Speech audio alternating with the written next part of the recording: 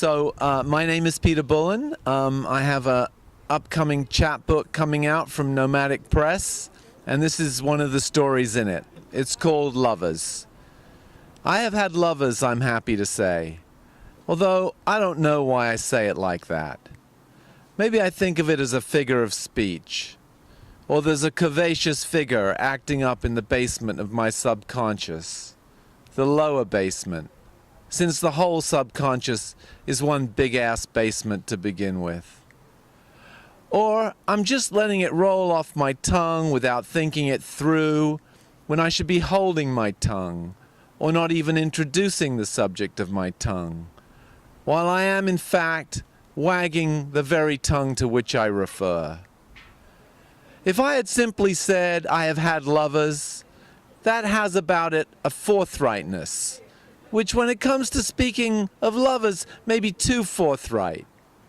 But now, given a chance to look back on it, not looking back on the lovers, although one is always looking back on them, isn't one? Trying to discern the meaning of those markers in one's life, those intervals of time, fleeting triumphs, lapses of judgment, gathering them all up in an unruly, haphazard basket.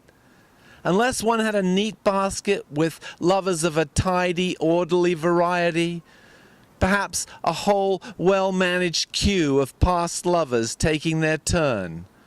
But their turn to do what, you ask? And that's a provocative question, and I am no expert on the desires of others, their various itches, their mysterious urges, their propensities, their proclivities, their patent leather shoes. I can hardly keep my own straight, but I imagine each of them would probably want to do something different, or do something similar, or maybe a creative melding of similar and different to kind of cover the waterfront, because a lover who covers the waterfront throws down a formidable anchor, and you may wish to be tethered to just such a vessel. But I can't speak with any kind of authority, not even port authority, on account of never having had a basket like that. So rather than look back upon the lovers or collect an inventory of their proposals, rather than that which might require extensive research, audience participation, a general survey of feedback forms which I neglected to bring along, rather than that, let's revisit the first sentence of this piece, the addition of "I'm happy to say" to the more concise statement, "I have had lovers."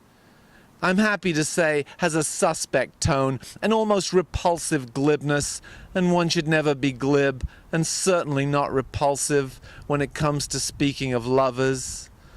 Not that it was meant as an expression of confidence, but was really more an expression of gratitude. But even the sentence, "I have had lovers, I'm grateful to say," contains a type of swagger, placing oneself as it does in a superior position to those who have not had lovers or who have had but one. But as Ronald Reagan was said to have remarked in regard to the Redwoods, if you have had one, you've had them all. Well, he probably said seen, but it starts often enough with seeing, does it not? Although we might all be better served if it started out on parchment or through an audio device of some kind. Heaven knows there's enough of those around these days. And don't think I don't know that you hear the lament of the aging in that last observation, which brings to mind the times in which we live and love, our current-day lovers, as in cutting-edge lovers, lovers who have invested in all the most modern equipment, whose drawers are full to bursting with the latest bells and whistles, who are themselves, in their love-making skills, bells and whistles of an outstanding caliber. Yes, lovers who are both up-to-date and current, and therefore not surprisingly, but very much currently, engaged in love-making, maybe not right this minute, but at more or less regular intervals during the course of their lovership. Yes, it brings to mind this business of present-day lovers, looking over their shoulder at the lovers who preceded the ones with whom they are now engaged, which inevitably raises the how many question and regrettably returns us to the opening sentence of this piece, I have had lovers. A bit of a cul-de-sac, isn't it? But I believe we can claw our way out. Not that the mention of claws should hint at a propensity for lovemaking that leaves its mark, marking as it might the tender flesh of the object of our affection, who is not, of course, an object, not a toy train or something like that, more like a redwood, actually, a vibrant, incomprehensible life form cavorting with another incomprehensible life form, or one incomprehensible life form after another, or even several at once, which, although pleasantly invitational and admirably inclusive, from my present perspective, just might be overdoing it a little.